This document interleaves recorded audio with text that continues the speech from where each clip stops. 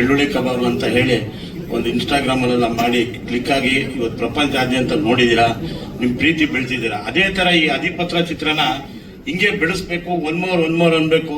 ಕನ್ನಡ ಚಿತ್ರಕ್ಕೆ ಚಿತ್ರಮಂದಿರಕ್ಕೆ ಬರಬೇಕು, ಚಿತ್ರ ನೋಡ್ಬೇಕು. ಚಿತ್ರ ಯಶಸ್ವಿಗೊಳಿಸಿದ್ರೆ ಅವರು ಡೆವಲಪ್ ಆಗ್ತಾರೆ.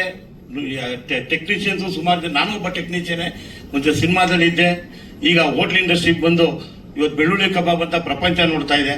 ಅದೇ ತರ ಈ ಚಿತ್ರನ ನೀವೆಲ್ಲ ನೋಡಿ ಪ್ರೋತ್ಸಾಹ ಕೊಡಬೇಕು. ಪ್ರತಿಯೊಬ್ರು ಕನ್ನಡ ಚಿತ್ರನ ಚಿತ್ರಮಂದಿರಕ್ಕೆ ಬರಬೇಕು, ದಯವಿಟ್ಟು ನೋಡ್ಬೇಕು, ಖುಷಿ ಪಡ್ಬೇಕು. ಒನ್ ಮೋರ್ ತರ ಚಿತ್ರಮಂದಿರಕ್ಕೆ ಬಂದು ಚಟಾಪಟ ಅನ್ಬೇಕು. ಇದೇ ನಮ್ಗೆ ಯಶಸ್ಸಿದ್ರೆ ಪ್ರಪಂಚನೇ ಬೆಳೆಯುತ್ತೆ, ಖುಷಿಯಾಗಿರುತ್ತೆ. ನಿಮ್ಮೆಲ್ಲ ಪ್ರೀತಿ ವಿಶ್ವಾಸಕ್ಕೆ ನಾನು ಎಂದೂ ಚಿರಋಣಿ.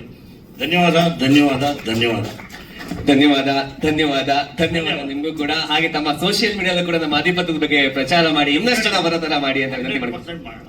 Thank you sir. ಸರ್ ದಯವಿಟ್ಟು ಪ್ರೊಡ್ಯೂಸರ್ ಮತ್ತೆ ಡೈರೆಕ್ಟರ್ ಬಂದವರಿಗೆ ಗೌರವ ಸಲ್ಲಿಸಬೇಕು. ಎಲ್ಲರಿಗೂ ನಮಸ್ಕಾರ.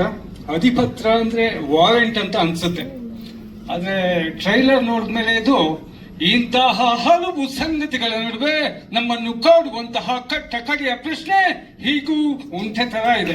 ಟ್ರೈಲರ್ ಸಕ್ಸಸ್ ಆಗಲಿ, ಫಿಲಮ್ ಚೆನ್ನಾಗಿ ಓಡ್ಲಿ. ಕನ್ನಡ ಫಿಲಂಗಳು ಬರ್ತಾ ಇದ್ದಾವೆ, ಬೇಗ ಹೋಗ್ತಾ ಇದ್ದಾವೆ. ಇದು ಒಂಥರ ಕಷ್ಟದ ಸ್ಥಿತಿಯಲ್ಲಿದೆ.